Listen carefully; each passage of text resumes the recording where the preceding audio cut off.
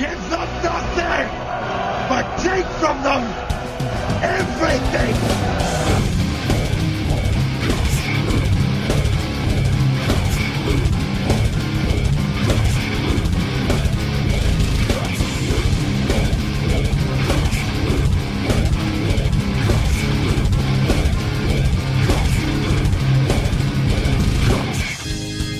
And welcome back to the Metal Hand of God podcast. I am your host, Wayne, and with me, as always, is the gentleman over there waiting for me to not announce him with some stupid long lispy thing that I always do, and you know who he is. He's the man over there, that dude. My God. The Rum Guy. And we have a guy who is returning as a guest, and it's about time.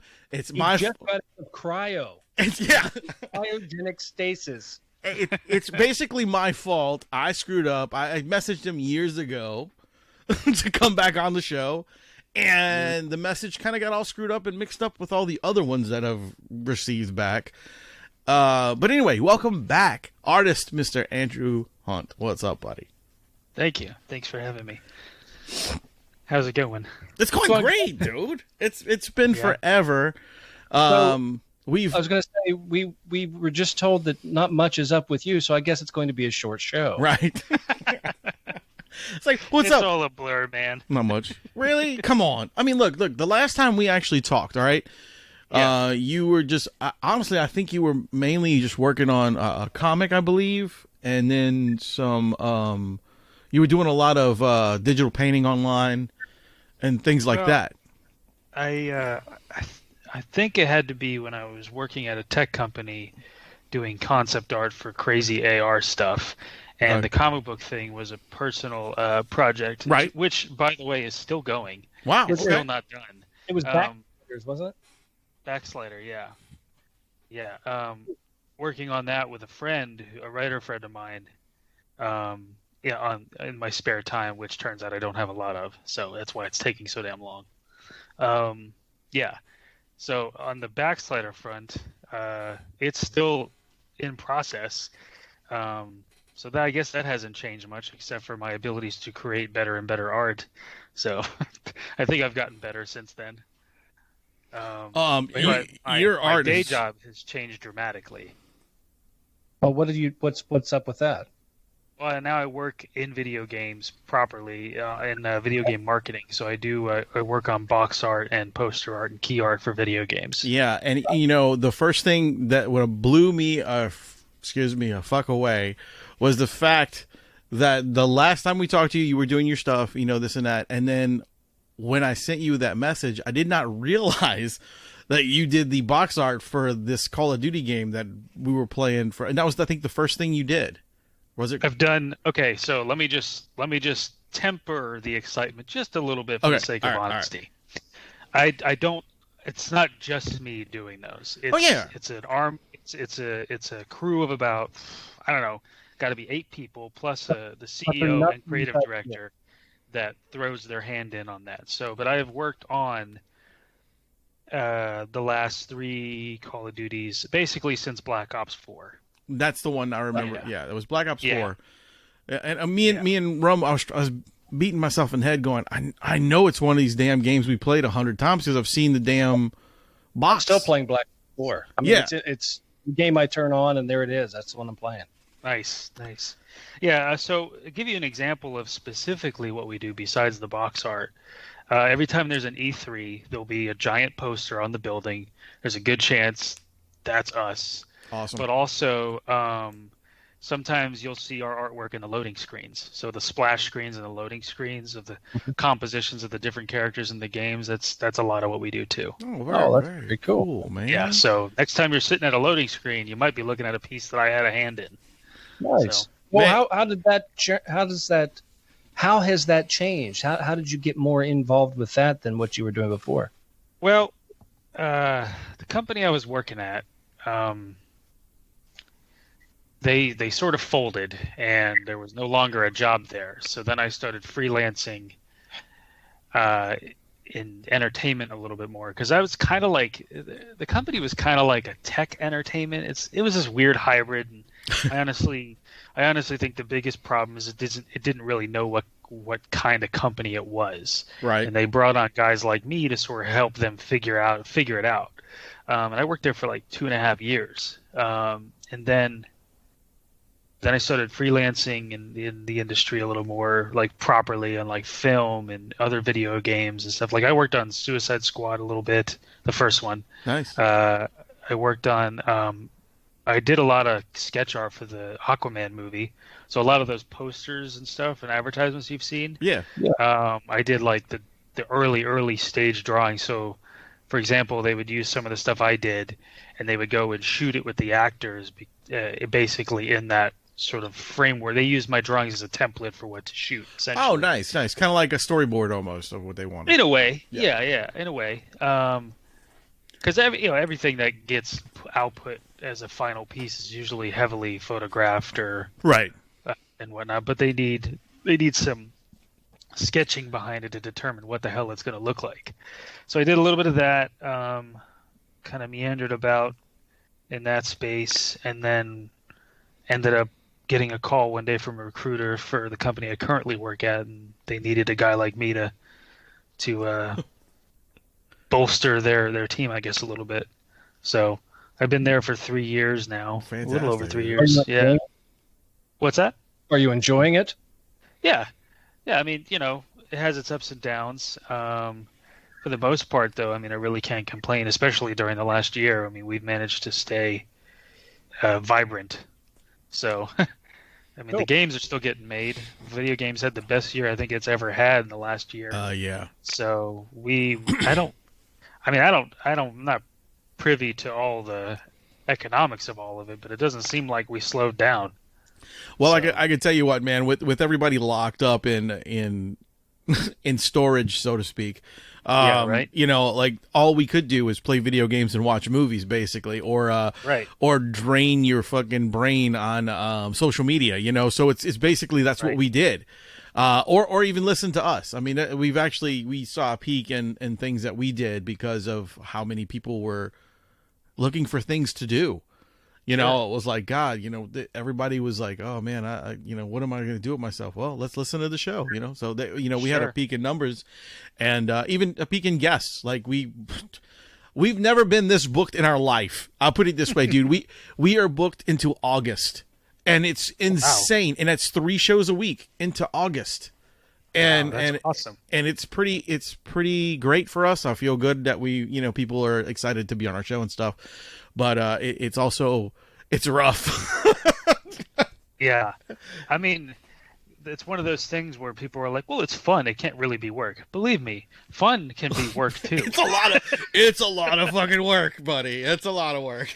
Yeah, I don't subscribe to that idea. Oh, if you find what you like to do, you never work a day in your life. Bull fucking shit. It's still work. Especially when your wallet relies on it. Yeah, exactly. Dude, like let me give you some idea.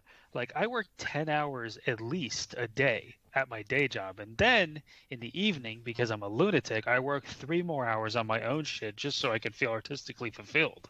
Hey, you know what? That's good though. You got to, honestly, just as long as you're working on something for yourself. Yeah, you have to. I wouldn't have it any other way, but don't think for a second I'm not tired at the end of my day. No, dude. Look, Justin just opened his own business. So he's doing that for he's been doing 7 days a week, 14 hours a day.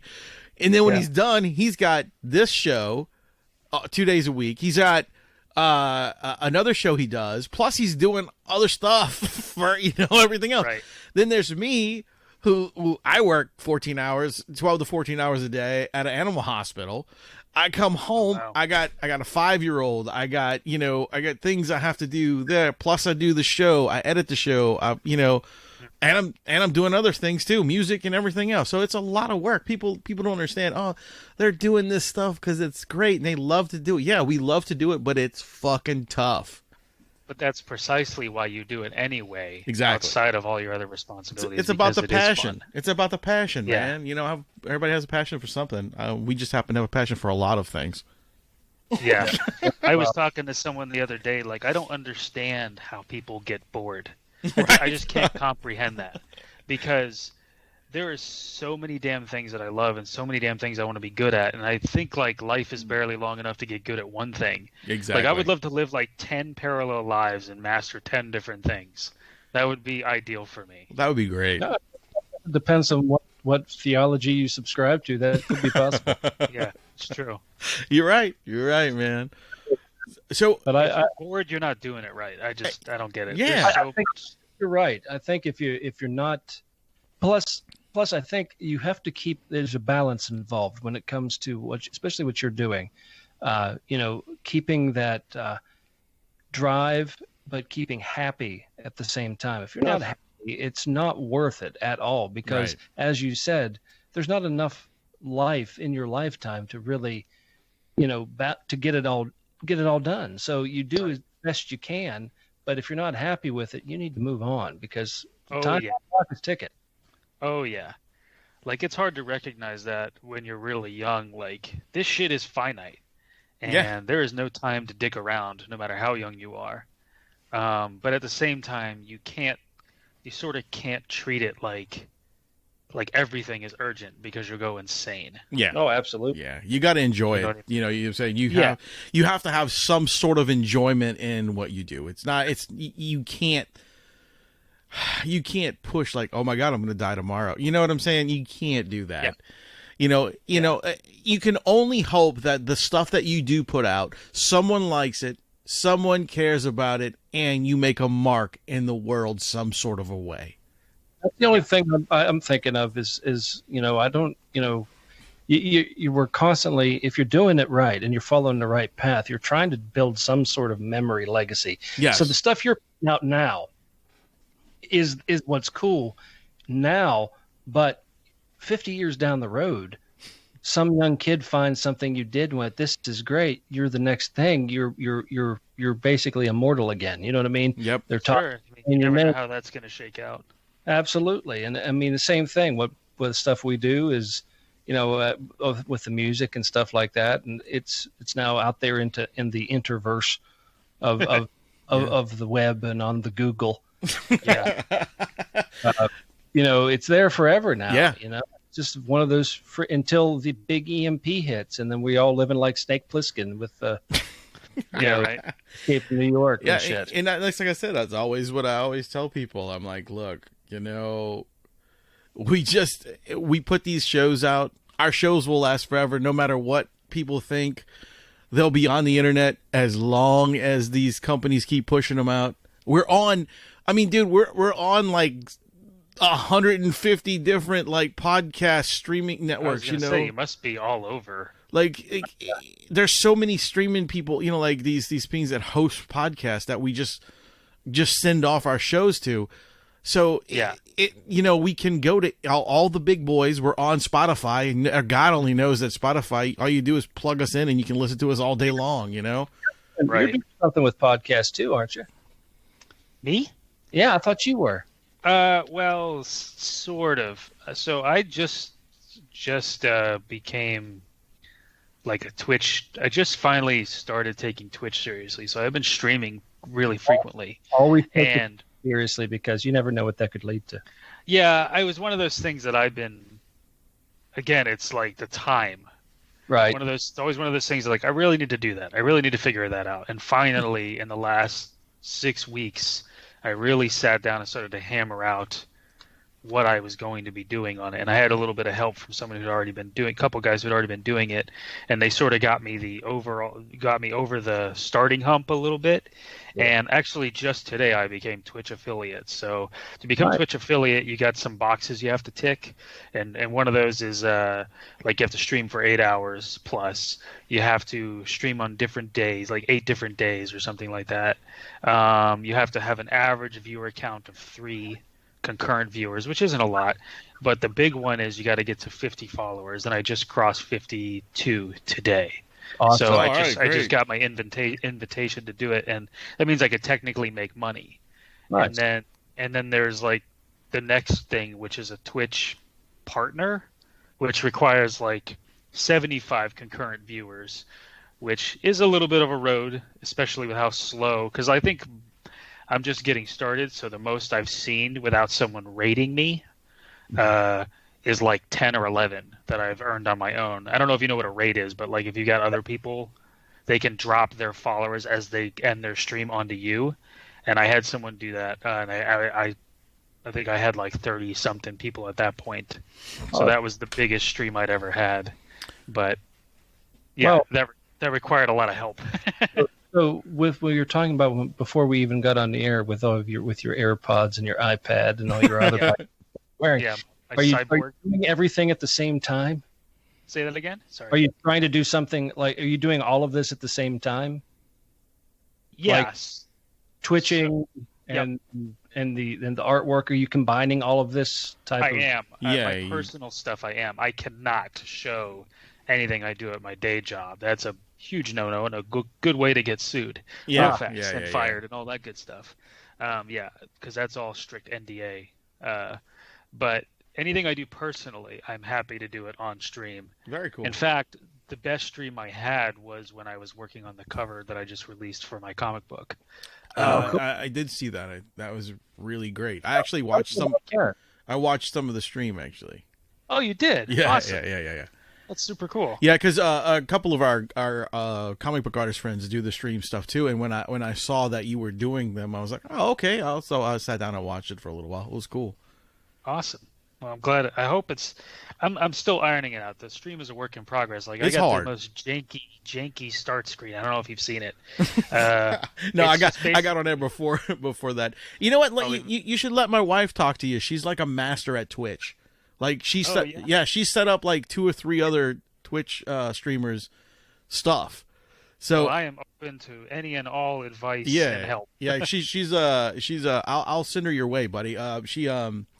She's actually we're gonna delve into that pretty soon. I just been kind of procrastinating on that part, but we have a few Twitch streamers that are friends of ours, and they're pretty popular guys, and she's it's because of her. Because she's follows these dudes, watches their shows and stuff, and then she learned all this stuff and helped set up like 2 or 3 people. So yeah, if you need some help, man, she'll definitely be one to talk to. That would be really, really excellent. A couple guys. So to answer your question about the podcast thing, a couple guys who were helping me get over that starting hump. They do a Friday podcast. They talk for I don't know. I think it's like a 2-hour show, and occasionally they let me come and play.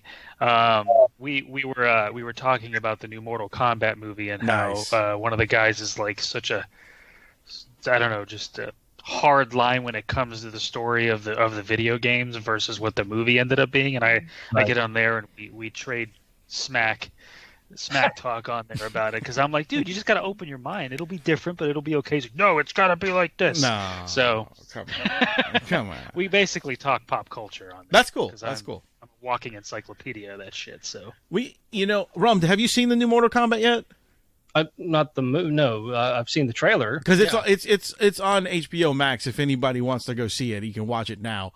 I don't have the Max. Oh, okay, yeah, it's on there now, like streaming and stuff. I actually watched it the other day, and I found that it was not that bad. Everybody's giving it hate. Is it a movie or is it a series? No, it's a movie, but there will be a sequel guaranteed. Oh yeah, I'm sure there will be. Because I thought the new, I was like, oh look, it's Captain America and it's Winter Soldier, the whole thing, Oh yeah. And that's a series. Movie, yeah, that's a series. I'm like, I can't get into this. It's too much. Yeah, I was that way with WandaVision. Like I started watching it, and I was like, I don't get it. I can't watch WandaVision. I can't do it. I tried, and I got through it. I watched all the episodes. Okay. Yeah. It got way better after like episode 4. Like 1, 2, 1, 2, and 3 was just kind of like. Captivate me out of the get-go, buddy, because I'm not wasting another 3 hours on your ass if I'm not entertained in the first one. Yeah, see, I do agree. Like it does get better once you realize what they're doing. Right. Like the whole thing is Wanda's coping mechanism for her grief, basically. Yeah, pretty much. And it was cool the way they pulled it off eventually. Like at first I thought this is terrible. Why is everybody saying this is so good? I'm like, this is fucking horrible. And the same people that are saying this is great are the people who didn't like fucking King Kong and Godzilla or who don't like the Mortal Kombat movie. I'm sitting there going, guys, what are you looking for? It's two big giant fucking monsters fighting each other. That's what we wanted. I don't understand the people. It's like, what's the hate? You think this was going to be Schindler's List? Like it's fucking monster carnage. It's not an Oscar-winning movie, guys. Come on. Yeah. If you walk into that disappointed, that's on you. Because that movie delivers exactly what it promises. And it was so good. I felt bad for both those motherfuckers when they were fighting. Yeah. Yeah. I thought it looked great. Yeah. It played well. Like the action sequences were phenomenal. Yes. And it's really hard to do action like that and still have it clear and legible. Yeah. I mean, we've seen numerous Transformers movies where it just looks like a ball of metal. You took that out of my make out what's happening. You took the words out of my mind. I was going to say, for example, Transformers. Yeah, like every time there's an action sequence, I have absolutely no idea what the fuck is going on. It's just there's cool music, and there's a lot of clanging sounds, and a lot of and then bang, bang, bang, and then it's like, I guess it's over. I guess they're done. They could have been having sex, and I have no idea. They probably were. That's how you make a GoBot. That's how the GoBots come out. Yeah. That's why we have so many of the little ones now in the movies. Oh, absolutely. Shit. But no, man, and like people hated on that, and then now they're hating on this Mortal Kombat movie. I'm going, guys, it's fucking Mortal Kombat. Anything is better than the two pieces of shit that came out years ago that were horrible. That's for sure. It's definitely better than those. But I will say, as a point of critique, like I was a little bit surprised that the fight scenes weren't better choreographed. Yeah, like, it's stories, whatever. Like it's fucking Mortal Kombat. I'm here to watch superpowered beings kick each other's asses in a cool, dynamic way, and I was a little bit disappointed in it. Just the scenes I felt could have been more dynamic. Yeah. I mean, like watching John Wick with no superpowers was more impressive than watching those guys. Right? Like he kills a guy with a book and a pencil, and it's all cool looking and shit. And that to me is like the bar for sort of grounded melee combat. You know what I mean? Yeah. I mean, I could say this without ruining anything for Rum because I know he's going to want to watch it. But I was disappointed in like the new character, like the main guy, because I was sitting there because the whole time I'm sitting there going, okay, I haven't played a Mortal Kombat game since Mortal Kombat 4, right? So I'm like, okay, so this has got to be a dude from one of the later games. And I asked people, and I asked people, who is this guy? And he goes, nobody. He's just some new dude. I'm like, well, wow, what a fucking lame duck to be the main guy. Like it was that character was lame to me. That was one of my other criticisms. Is like you got all these characters, and you pull this dude. And you pull this guy out of nowhere, like just do Scorpion. Like my understanding of it is Scorpion's life is extraordinarily tragic. If you want to dive into a character piece, like that's the guy you do. You don't pull some random dude. I thought they did that. They did it was either a movie or something. They did some sort of thing with the background of Scorpion. They did a video game years ago that they were going to do series of. Okay, they were going to do a series of games. And the first game was Sub-Zero. Sub-Zero, yeah, I remember that one. It flopped. No one wanted the next one. The next one was supposed to be Scorpion, and they did Sub-Zero, which I loved Sub-Zero. I thought that game was great. Mm-hmm. But a lot of people hated on that, and I'm like, well, y'all are fucking stupid because this was a fun game and it was really good, you know. And then once it flopped, they cut the other ones out, which I thought was stupid. I think that game might have been a little bit ahead of its time because it's not what people thought of for a Mortal Kombat game. It was like an adventure game, almost, like an RPG. It was an adventure game. People were not ready for that. I think if they released something like that now, people would eat that up. Be more open to it. They would eat it alive. Can you imagine if they did that, like a Mortal Kombat game or one of those, re-released it and put it on Oculus? Oh, dude. Can you imagine the videos that would be on YouTube? There would be so many broken like lamps and fans and all kind of. People would really be hurting themselves. Get over here! Oh my gosh! And that's another thing people were complaining about too about this movie was all the shitty dialogue and how people they said that people didn't feel like the actors cared about the movie is what they were saying, and I'm going, how do you know? Well, you can't really know, but I will speak to that a little bit. I thought, and I love the actor too. I've seen him in other things. I thought the guy who played Shang Tsung was a little flat. He was.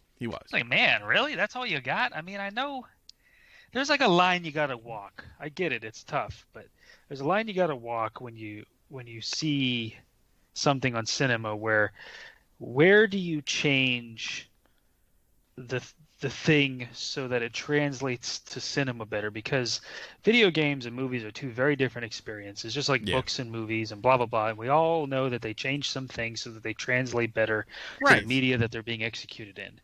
And I just felt like there's a line you got to find where it works in cinema, but also stays faithful to the essence of the character.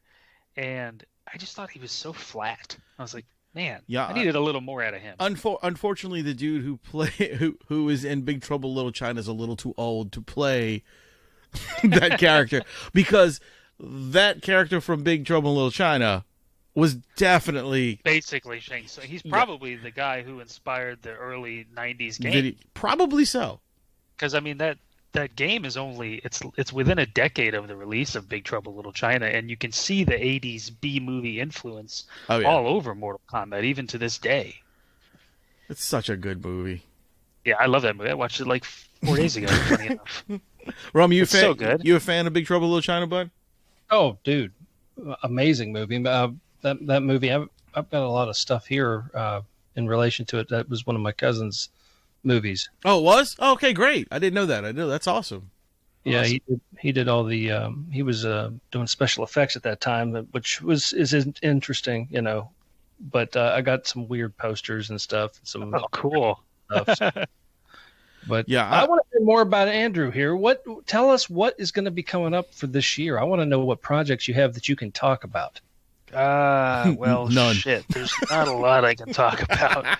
How about stuff that you've done in the last year that it's already out that we wouldn't have known? Okay. Well, let me think. To give you a little leeway. Assassin's Creed Valhalla. Oh, no shit. Stuff. That's awesome. That's cool. We did that. We did all 3 versions of the release. So we did the standard, the deluxe, and the ultimate edition. I worked on all of those. That's very cool. I love it. Sorry, go ahead. I love that series. Oh yeah, it's great. And I really like where they took the aesthetics of Valhalla. I think it's really classy. It looks really good.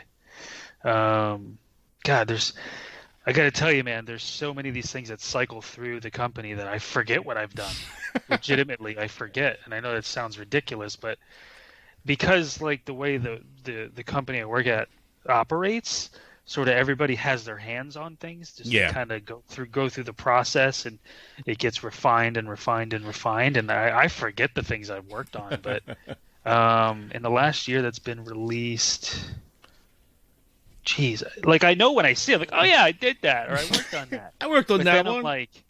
But then I'm like, if someone asks me, what have you done? I totally draw blanks. It's kind of ludicrous. That's okay. It's all right, man. Look, you do so much. Give me a second. I'll dig some stuff out and see what I can legitimately talk about. Well, I mean, you saw like Modern Warfare. Oh yeah, that stuff, and the Cold War. We did those. Like I said, everyone since Black Ops. You've been dealing with. Did. Yeah. Black Ops 4. Yeah. Yeah, exactly. But I got a question too. Do you actually play these games? Just wondering. I mean, because I know a lot of people who do a lot of things, and like we were talking to I forget who it was, but we were talking to somebody, and we're like, it was an artist, and I was like, do you actually collect your own stuff? Like, because he's an artist for Tops, and he does like the Garbage Pail Kid stuff, and he's like, nope. Once I do it, I don't even look at it. Just let it go. It's done. I can't go back. Yeah, I think that's an excellent question, and the answer is I rarely play Call of Duty. Really? I mean, it's rare. Yeah. And to be quite honest, like first person shooters, they don't interest me like they used to. Gotcha. I'm a little hurt by this. Rum's a huge first person. Is like I have such a small window of time that I get to play video games. So the games that I choose to play are usually like at the top of my interest list. Like what? We'll say that again. Like Lego? Yeah, exactly. Like Lego Star Wars and stuff. Sound like me, man. Rum always gives me shit, man. What are you doing? You playing that damn puzzle game again? No, I'm not playing the puzzle game, man. So the last thing I actually sat down and played all the way through was The Last of Us Part 2. Nice. I've never played any of those games, but I've heard they were very good. A friend of mine said that Part 2 was terrible, but I don't know. It's a very divisive game. I don't know if it's fair to call it terrible because that implies a lack of quality. Yeah. But it's definitely not lacking in quality. Isn't it a zombie game? It's an apocalypse game. Kinda. It's an apocalypse game, but The Last of Us, for my money, as a series, is the most... Well, I'll just say this. The first game is the best game I've personally ever played. Yeah, that's what everyone's saying. The first game is probably the best game ever. Like, ever. Makes me sad. What's that? Apocalypse games make me sad. They're supposed to. This game will definitely make you sad. But that's why I need to shoot people. It makes me happy. There's a fair bit of that. Don't worry, but it's the writing, it's the story, it's the pacing of the game, the direction. I mean, it is not only is it cinema quality, it's good cinema quality. So it's not enough to just say, "Oh, it's like playing a movie." No, it's like playing a great movie. Like, picture the most intense film you've ever watched. Last of Us will keep up with that. Well, in terms of acting, writing, and storytelling.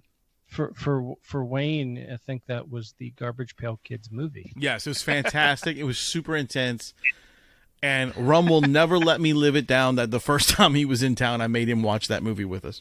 And I think the next one might have been the movie Rubber. Oh, no. Rubber.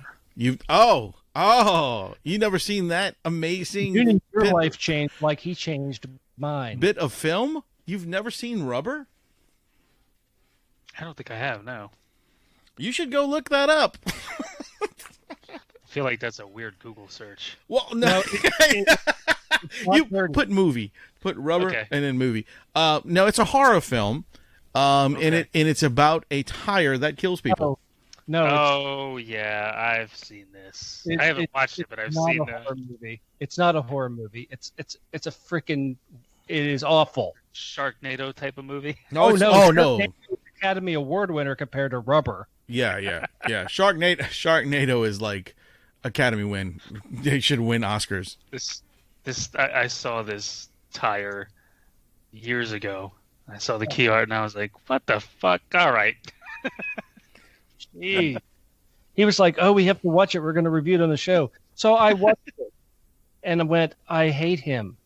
Because I would have rather. There are so many things I'd rather do. Get a now, have a turret stuck sideways, anything. It was worse than anything I've ever seen in my life. We see, the idea was we were going to pick movies to do reviews on, and I was told the film was good.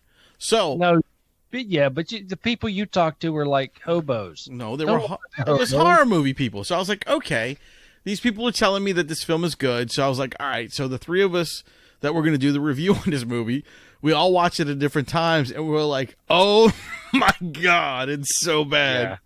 Yeah. And here's the kicker. We never aired it. No, because it was... Really? Yeah, we never aired the review. All that for nothing. Yeah. All that for nothing. Right. Yeah, I was standing in line getting kicked in the balls for an hour and a half is what it felt like. Jesus. That's rough. Yeah. It was awful. Yeah, it was a bad one. Really awful. If anyone out there thinks that the new Mortal Kombat movie is bad or the new Godzilla vs. King Kong film is bad, go watch Rubber. You'll thank me. Good Lord. But yeah, so I just remembered one. Doom Eternal. Oh, nice. Yeah, we did a little bit on that. There was a cool piece, 25 Years of Doom, that I had a heavy hand in. I do remember that because that's a like black metal. And stuff. Yeah, we did that. Nice. Yeah, that was a lot of fun to do. That was kind of a full circle dream come true. Like, because when I was a kid, I used to play the hell out of Doom, and Doom was awesome. Yeah. I sent that one to my dad because he's the one that introduced me to Doom. Nice. It's like years later I'm working on it, so that was fun. Dude, like the last, dude, honestly, all I've ever been playing for the last, 2 months has been Gears of War 5. That's it. Yeah, my buddy's really into that too. It's all I play, man. Just because I like the storyline, and I'm just waiting for them to put more DLC down so I can actually play more story. Like they dropped a storyline about 2 months ago for 3 new characters, and I played that and beat that in like a day. I'm like, come on, guys, feed me. I want to see some more story. Yeah, I think Microsoft is gearing up to drop. I mean, they're really going to bring it this console generation. Yeah, I think so. It's gonna. What do you think the next step is for them for consoles? I mean, the one that I want, I can't get because no one has it. Yeah, no shit. I barely was able to get a PlayStation 5. Like that's a story in and of itself. How I managed that. I mean, I didn't have to. I didn't have to run across the desert or anything, but it's just I got incredibly lucky when I got it, and it was just a complete. I don't know, complete luck, and I have yet to be able to replicate it because I've tried to help other people get one, and I can't do it. No, I just think that on PlayStation side and Xbox side, for Microsoft, they're just. Why do we even talk about Nintendo anymore? I don't understand that. Why are they even still there? Because Nintendo is and will always be like the grandfather, godfather, or whatever you want to call it, of the consoles.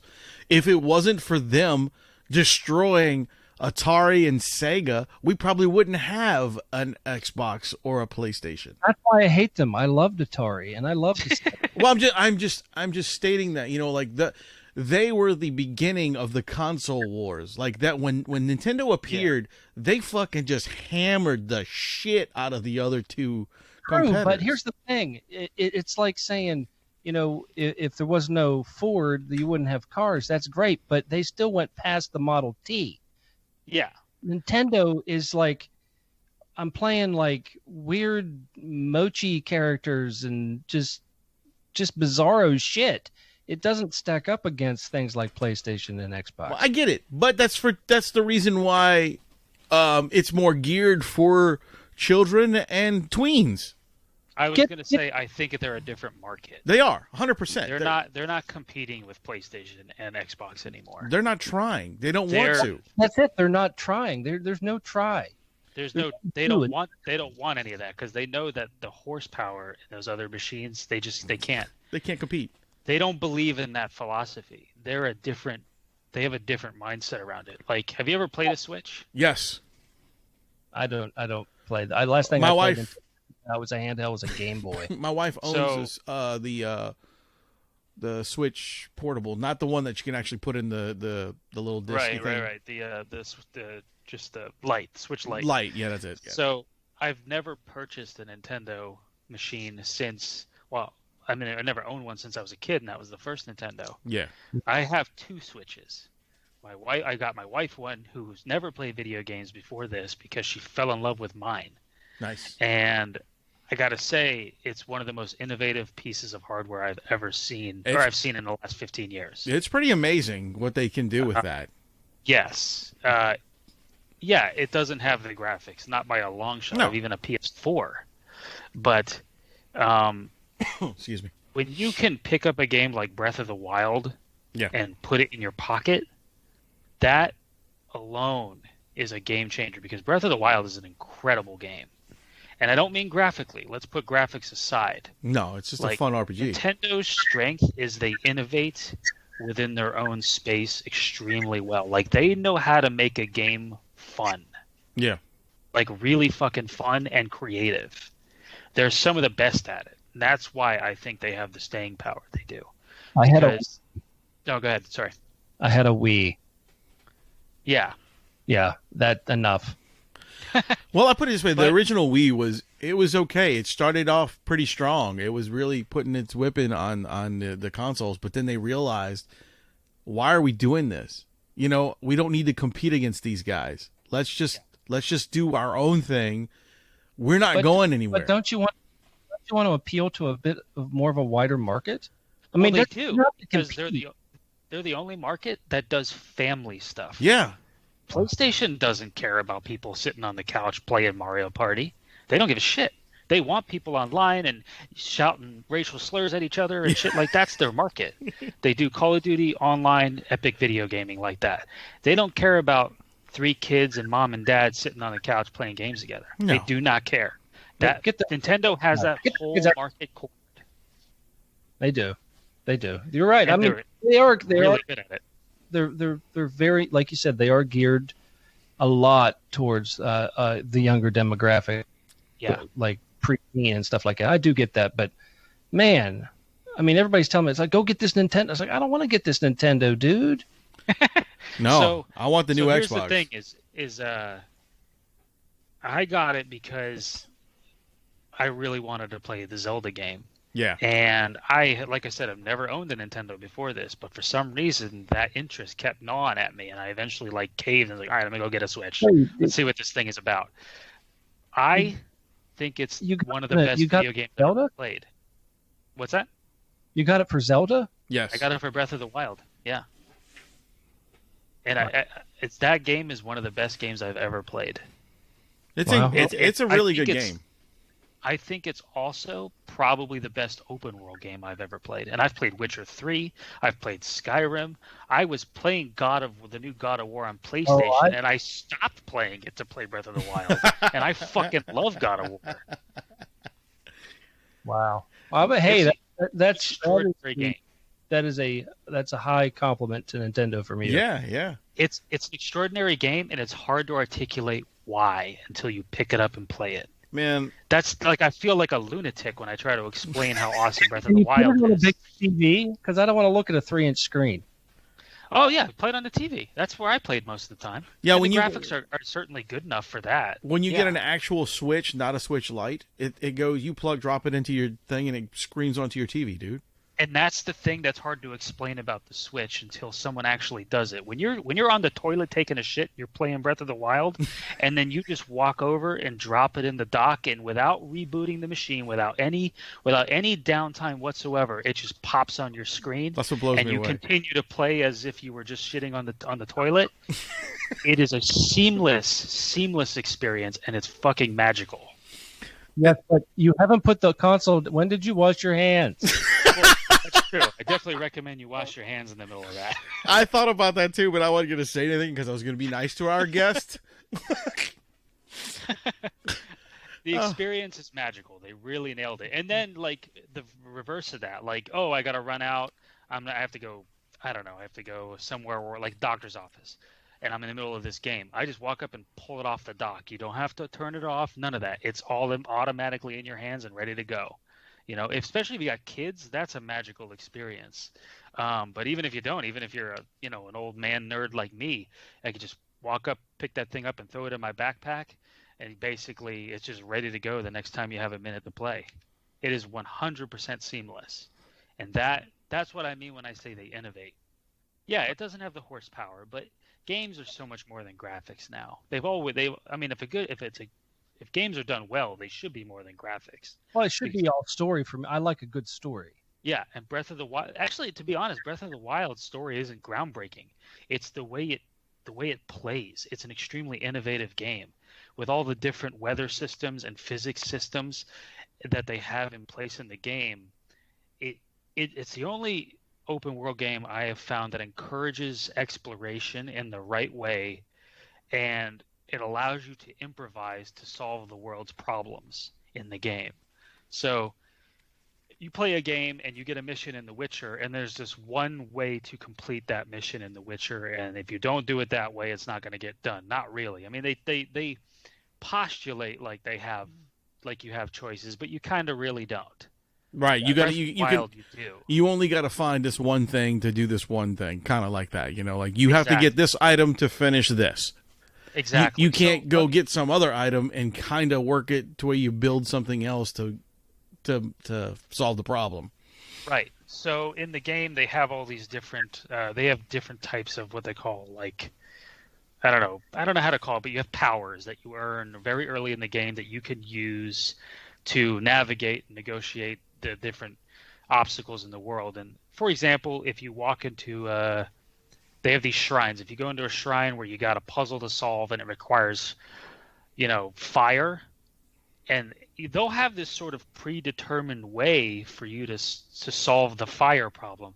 But you could just say, fuck it, if you happen to have a fire arrow, and fire the fire arrow at the thing, and it does the job. They nice. Don't pigeonhole you to the one way of doing it. If you happen to have fire arrows to solve the problem, because we've all thought it. It's like, well, I got a fire thing. Why can't I just know I got to do it this way in the game? Exactly. That game is the only game I've ever seen that pulls the shackles off, that allows you to legitimately use your fucking brain, doesn't hold your hand, and allows you to improvise. Okay, Andrew, how much is Nintendo paying you right now? Not a goddamn thing. I just believe in good products. But I've been told this before. I shit you not, at work, when I bought my Switch, I got 8 other people to buy Switches. Yeah. Look, man. I can tell you right now, I was the same way when I first bought my 360. I was like, this is the greatest system I've ever played in my life. You guys have to go and get one, and about 8 people bought one like the next week, and I'm like, it's amazing. And then we all started playing games together. It's just what you do. I mean, if you believe in something that's a good product. Yeah, man. If you build it, they will come. And if you make a good product, they will come. And like I said, Nintendo, I have not been interested in anything Nintendo's done for the last 20 years. And then all of a sudden the Switch. And I remember when I saw the commercial, I was like, no fucking shit. You can do that? Yeah, I remember when I first saw it too. Interesting. I was sitting there going, I got to see this to believe this shit, man. Exactly. Because that was my exact thought. Because, I mean, there's a lot you could do with some camera trickery, on these commercials. And I'm going, this can't be right.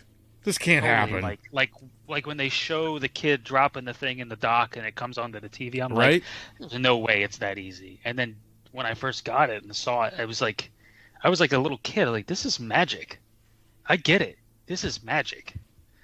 And now it's like everybody takes it for granted. But on top of that, when Nintendo makes a game, their first-party games, they're usually exceptional. And Zelda is one of them, and the Mario Odyssey is another. It's an exceptional title. Yeah. I mean, what else? There's so many good games. And believe it or not, Skyrim is really fucking good on the Switch. Really? I'm surprised. Yes. I'm surprised. You don't lose anything of it. You lose a little. So you remember when Skyrim first came out, and then like years later they had the special edition where they reworked the graphics. Yeah, made the engine made it a lot nicer. Better. Yeah, I would say that the Switch Skyrim version is like 3/4 of that remaster. Nice. Okay. So it has all the things added to it, but the resolution is a little bit lower, essentially. Well, yeah, but that's cool. Yeah, that's really cool. Yeah. It's really, I mean, Skyrim's a 200-hour game that you have in your pocket. That's crazy. That's what I'm getting at when I say they're innovative, and they've managed to make their little corner of the video game space work to become greater than the sum of its parts. I just got to say this. When is somebody going to come out with a really good Masters of the Universe game? I don't know, man. That IP's been dead a while. Right? Come on. Sad. I think somebody somewhere made a really funny commercial with this dude in a He-Man muscle suit and then Skeletor, and that was the last thing I saw of He-Man. Oh, you think so, dude? Really? Oh man, yeah. You need to look up some stuff then, man, because it's actually blowing up. Like the Masters Universe is huge now. It's going crazy. Really? Yeah. There's a new Master Universe Evolutions, I think is what it's called. It's coming out on Netflix in the next couple weeks. It's directed by, or next month or so. It's directed by Kevin Smith. It's a whole new. Oh wow! Okay. It's a whole new cartoon series coming out. The comic book launches pretty soon, And it's and they got the new toy line that's been out called Origins that's fucking killing it, dude. And it's coming. I mean, these are all like the little seeds that the people who run the IP are planting. Something big is probably in the works then. And I'm telling you what, they need to make it just like Gears of War. Just that gritty, that gritty feel. Not a cartoon. They're going to make something gritty out of it, I think. They probably will. Because the movie tried to be serious in the 80s. Right. It just, it suffered from bad writing and direction. Yeah. I was going to release my Masters of the Universe movie, but Wayne said it was a bad idea. Oh, really? Yes, I did. I did. That was back when The Rock was cast as He-Man years ago, and he fell through, and now they have some other kid as He-Man. Really? They're casting for a film already. Yeah, like they got. Do you know the guy's name? I can't remember the kid's name. It's something ridiculous. He's like a little scrawny dude too, and I'm like, how's this guy gonna play He-Man? But then I thought about it. Unless they do CGI Man, and he just plays. Well, he's gonna be like, what is that? Like Shazam. Shazam. Listen to me. That one or the Hulk. You know what I mean? Like how Hulk, he's a man normally, and then all of a sudden he turns into the big green monster. So it may be something similar to that. I don't know. I don't know how they're doing that. But yeah, that's it's all hearsay right now. They're also casting. It says 2021. Yeah, and they're also dude. And they're also casting for a Thundercats movie and a Silverhawks movie, of all things. Wow. Like, they're pulling these 80s properties out. Do you know what I think it is? I think no one owned them for a long time. And then somebody said, you know what? Let's buy these fuckers. And, Well, IP is everything now. That's the thing is, like, I was discussing this on that podcast that I was mentioning on Twitch that I do occasionally. Movie stars are a dying breed. Yeah. Like people the idea of going to see a movie because it's got this actor in it, no one gives a shit about that anymore. It's all about the IP. Yeah. So everybody in Hollywood is trying to gobble up as many IPs as they can because you don't go to see Thor for Chris Hemsworth. You go to see Thor because it's Thor. Yeah, some people go see it for him. MCU. Well, you know what I mean. But yeah, like he can't. As much as I love Chris Hemsworth, I think he's a phenomenal actor outside of the fact that he plays Thor. He's actually really got good chops. But he can't get a movie made on his own. He's got to be an IP. Yeah. It's really weird how the industry has shifted in the last decade, and it's pretty much because of the MCU. Oh, yeah, dude. Oh, yeah. The MCU is such a fucking monster. It's such a monster. And all those dudes are pretty much set for the rest of their lives. Oh, easy. They were set for the rest of their lives 5 years ago. Yeah, exactly. Exactly. And now all they have to do is say, you know what, look, I'll do another one. Okay, well, here's $40 million to do this film. Okay. I mean, especially Robert Downey Jr. He bowed out after Endgame, obviously. Yeah. But he was getting crazy money on the back end of stuff. $100 million to do that movie. He got $100 million to do Endgame, buddy. Yeah. By the time the back end and everything shaped up, the way his contract, he probably got $100 million to do Endgame. Yeah, I wouldn't doubt that for a second. Who in the fuck gets $100 million to do what? 45 minutes of work? Well, I'm just saying, be less than that because most of when you see Iron Man, it's not him in the damn suit; it's all CGI. Right? It's all VFX. I mean, they don't have him in there. He does voice work a lot, and it's amazing. Amazing. If you've ever seen the behind the scenes, you know that 90% of the time he's not in that thing.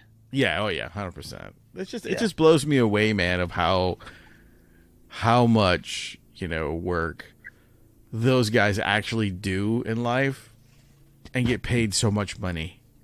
Yeah, I hear you on that, but believe it or not, like acting and making movies is really blue collar. It's not easy. I'm not saying it's hard. I'm not saying it's not hard. I'm just saying it's for like these guys that I hear all the time that say, oh yeah, well, so-and-so got paid, $80 million for his 35 minutes in a movie. And I'm going, God damn, dude.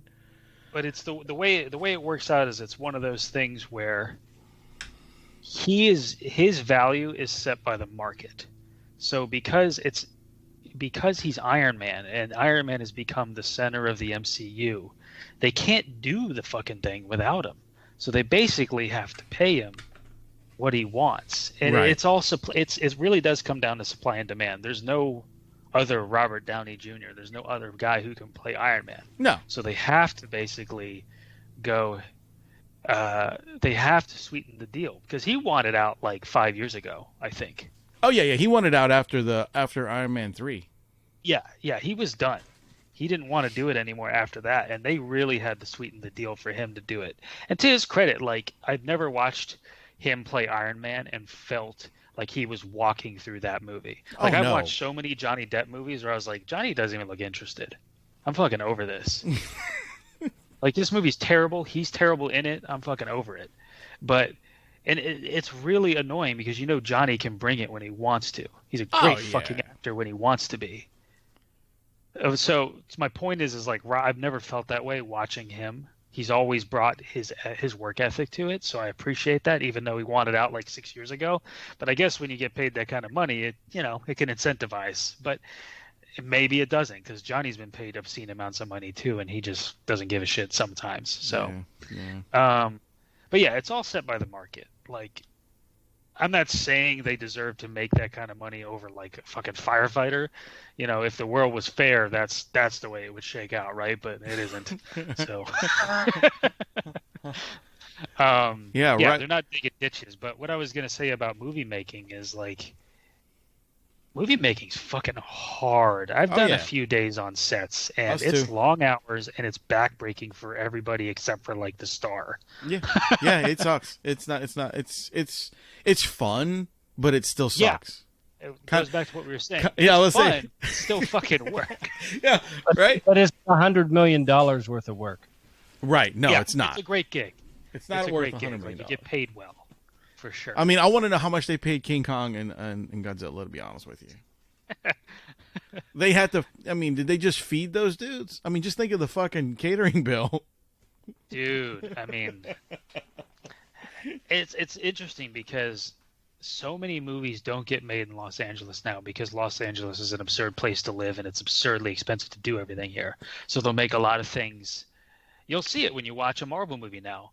At the end it'll have like the Georgia peach and it was filmed in Atlanta or whatever. Yeah, or the Louisiana one, down here. Right, yeah. Right. Or like Vancouver, Canada. There's so many tax incentives and stuff like that in those places that incentivize films to be made there. So when movies get made out here, there's so much red tape and there's so much just wasted money. That's right. You're in LA, right? Yeah, that's where you're at. Yeah, I'm in LA. Yeah. And it's kind of weird because this town has really shot itself in the foot. Like you would think that they would incentivize movies getting made here. Maybe they do, and I'm unaware of it. It's still just expensive, but I just feel like they don't do a lot to keep this place sort of mecca for movies. Yeah, like you would think they do. Like a lot of the decisions get made here by overpaid execs, basically, but a lot of the actual work doesn't get done here. No, it gets done down in places like here in Georgia and Texas. Is that where you are? Are you in Louisiana? I'm in Louisiana. Justin's in North Carolina. Oh, I spent I don't know, got to be 5 months out of last year during the pandemic in North Carolina. Oh yeah. Yeah, my wife and I, we drove. She's got family there. We drove from LA at the end of May and stayed until early July, and we worked from there. Oh, I wow. brought all my gear with me, and we hoofed it across the country, and then we did it again December 18th, and we stayed until March 1st. We got back in LA March 1st. Nice. So we got the hell out of this crazy city when it got really, really bad here. What's that? Were you on the coast when you stayed here? Or? We were in Asheville. Oh, okay. Asheville. That's a nice town. Yeah, we love it there. We may move there someday. We Yeah, love it. I was looking at property up there. It's a nice place. Y'all could be neighbors. There we go. Yeah, maybe. That'd be all right. That'd be all right, man. So anyway, dude, like, you wanna tell these people out there where they can find your artwork and all that good stuff, so they can see your stuff or buy some stuff from you? Well, you can see anything that I'm allowed to show on my Instagram, that's probably the best place to see it, and my website. So my Instagram is Weapon of Mass Creation. So it's weapon.of.mass.creation. And then my website is andrewhuntwmc.com. I think those are the two best places. I don't have an online store yet. That'll be one of the things that I sort of build up with my Twitch, because as I hope, as people start to follow me on Twitch, they start to become interested in purchasing things. Do you do I was going to say custom work, but like commissions and stuff? I certainly do. Awesome. I don't often get hit up for it. I don't really know why people don't ask me more. Maybe I'm too expensive. I guess. Well, it could be that, or they could be just afraid because your artwork is so incredible that people are kind of like, I don't know. I appreciate that. I think there is a bit of an assumption that, here's the deal: when I work for a client out here, there are like industry standard rates and things like that help protect. It's sort of an unspoken, like, let's keep a certain rate so nobody's getting taken advantage of, because it's not a question of if you get taken advantage of, it's when. Right. And we all sort of got to hold a line, you know what I mean? Yeah. But if someone's like, hey, man, can you do a thing of Black Panther for me? I'm like, fuck yeah, I'll work with you. I know that I'm not in this. I like money, sure. Well, yeah, of course. I got bills to pay. But I understand like I did a comic book cover for an indie comic, and I did it on the cheap. Right. Because I have affection for people who are trying to make their own thing, and I'm not going to be charging you Hollywood prices if you want a commission. You're not going to lower your turn down really expensive work to do your thing, but I'll make it work. We'll work around it, and a conversation can certainly be had as long as you're looking at it. As long as you're looking to be reasonable for custom work, because like I am a professional, and I do know my worth. And I don't mean that to sound egotistical, but like there is a level that I can earn. Right, of course. And I am open to. I look at it like this: you charge what's appropriate for the client. You don't have like this one rate that you always stick to. Yeah. So if Disney comes to me and says, "Hey, I want this and that," I go, "Well, you're gonna get the Disney rate." Right. That's the way everybody works.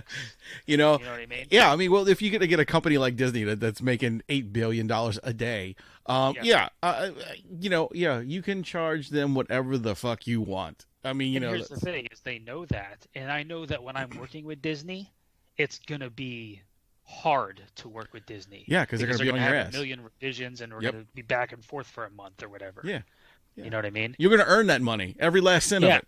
Yeah. Oh, they're going to make me earn it. So I am not going to shortchange myself. Yeah. So if someone is like, "Hey, can you do a portrait of, I don't know," like I did a Chadwick Boseman thing for charity. I didn't do that for money. When he died, I was like legitimately heartbroken by that. That was fucking awesome. It was so crazy, dude. So tragic. Crazy. Absolutely tragic. But like, if someone wanted some custom piece like that, I'm open to it. I mean, I've gone as low as like $300 for a piece of custom art. So I'm not. Don't hold me to that. I don't know exactly what it would be and how long it would take. I'd have to assess it project to project. No, of course, yeah. No, but I was just asking because a lot of people ask these things. Do you do commissions? Do you not do commissions? I mean, so it's always good to get that out there because people, there are a lot of people who want custom art.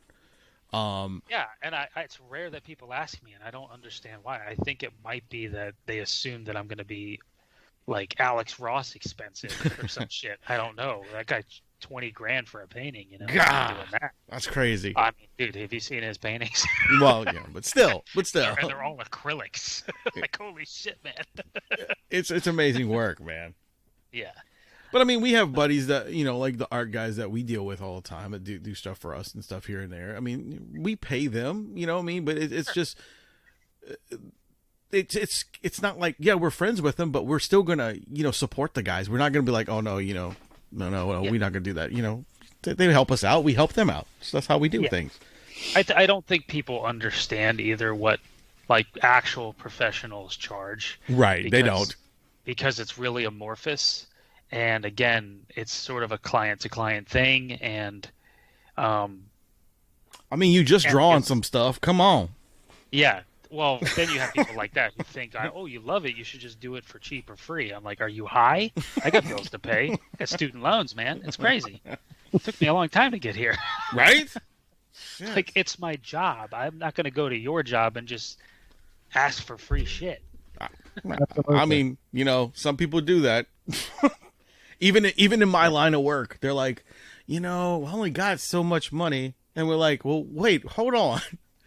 Yeah, you work at an animal clinic? Yeah, you'd be amazed, dude. At Animal Hospital, someone will bring in a half-dead animal or a really sick animal, and it's like it's their baby. That baby hasn't been to a vet in like 10 years. Right. You know, and they're like, oh, I'll do anything. And we're like, okay. So we give them an estimate of like whatever it costs, you know, and they're like, oh, well, I only got $100. Do I have to pay that all now? Yeah. $100. Yeah. Like, oh yeah, dude, we get even less than that sometimes. And like, we're like, come on guys, the exam alone is $45. What are you doing? Right. Well, I think the vet thing is a great example, because I don't know anybody who doesn't become a vet that doesn't love animals. Yeah. Or becomes a vet because for some other reason than just they absolutely love animals. So again, they love it. It's also their job. Like, they got to be compensated. It took a lot of training and skill and blah blah blah that they had to build up to get there. Yeah, I mean, you're looking at people coming out of school at $100,000 in debt minimum. Minimum. Easy. And you know what the starting rate for a vet is? I shit you not, guys. The starting rate for a brand new vet is like $30,000 a year. That is absurd. Yeah, exactly. So it takes them at least 10 to 15 years to pay off their debt, guys. So dude, with the minimum wage in California, there are people who work at Costco that make that. No offense to people who work at Costco. Right. No, I get it. That's not quite the same level of skill. It's pretty amazing, and that's even coming from a corporate a veterinary company. That's not just like the mom and pop guys, personal you know. Practice, yeah, it's crazy, dude. That's wild. But anyway, man, we ran off the mouth about all sorts of shit, man. We're so excited. Did. We're so glad that you came back, dude. Really. I'm glad you called. Glad you got in touch. It's been a lot of fun, and it's been too long. Yeah, dude, we need to do this. And you know what? In fact, as soon as we get off here, I'm going to send you an August date. So that way you can come back and we can talk some more. Is that cool? I'm in. All right. I felt like we had so much shit to talk about. We went a mile wide and an inch deep. Yeah, exactly. we should widen this up a little more. In August we'll continue, man. I'm excited about this. Yeah, sounds good. Yeah. Awesome. But and I'll be better prepared with things that I've worked on by then. I'll remember some stuff. Good Lord, I've been trying to figure it out since you brought it up. I'm like, what else have I done? Jesus Christ. Yeah, we're that I can talk about. That's the trick. Right. Well, can I say that? Maybe in August you might have some newer stuff you can talk about. Who knows? Yeah, I'm sure I will. Yeah, but I'll just try to keep a list of what's okay to mention. You know, right? Because it's not only that I cannot go into detail. Like, I can't even bring it up. Wow. Like, I can't even say, hey, I'm doing this, even if the game's been announced. Do you know what I mean? No shit. There's plenty of stuff that hasn't even been announced. So that's the thing where I'm like trying to figure out, can I even say that I'm doing it? Gotcha. You know what I mean? Yeah, for sure. You don't want to get in no fucking trouble. Yeah, I don't want to give anybody any reason. Because the thing is like, if I did something really stupid, certainly my boss would be mad. Yeah. But what I'm more concerned is like our clients getting mad. Yeah, that's the. You know what I mean? That's the main thing. Real hairy. Yeah, you got to make sure those guys are happy, because you don't want to area there. Yeah, for sure. Totally. Yeah. Totally. But yeah, if anybody wants to keep up, I think Instagram for the casual user, because I sort of have a website so that Hollywood people can find me, you know, and hire me. Sure. But even if you want to commission me, Instagram is a cool spot. Just direct message me, and then check out my Twitch. I really think that this is going to be an avenue for me to network and people get to know me, and hopefully people will get to follow me that way, because my artwork's cool and all, but I think that I'm good in person.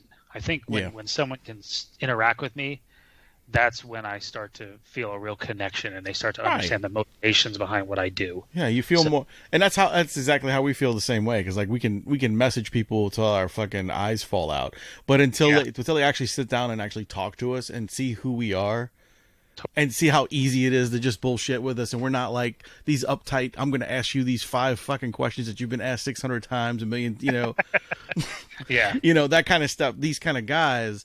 They feel more comfortable once they actually get in, and then they want to do the show over and over again. It's just they like us. Yeah, this is a blast, and absolutely over and over again. And if you'll have me, and of course, also the other motivation of Twitch is that I like teaching. So if there's some legitimate, ambitious, like I want to learn how to do things, I will answer any fucking question you throw at me. Sweet. Yeah. So come on and learn if you want. I'll walk you through exactly how I'm thinking and what I'm doing when I'm doing the thing that you're watching. Wow, that's cool. There you go, guys. Now you know you got to go pick his brain. The only reason to learn shit and to be good at shit is so you can pass it on to other people. That's what I believe. Yeah. Because if people have seen further than others, it's because they're standing on the shoulders of giants. That's what I think. Yep. That's very, very cool. I like that, man. I like that. This is cool.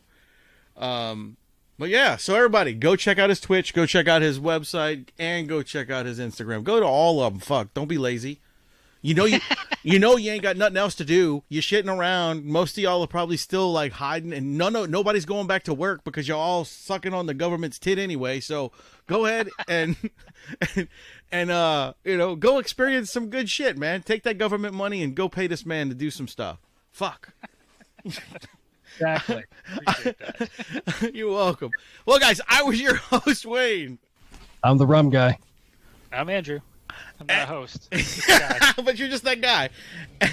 And remember, ladies and gentlemen, boys and girls, to keep it metal!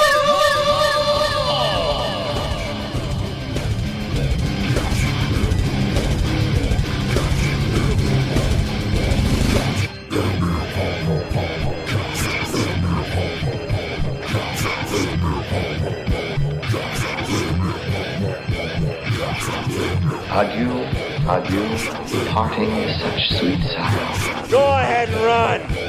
Run home and cry to mama. Get the fuck out! Okay then. That's it.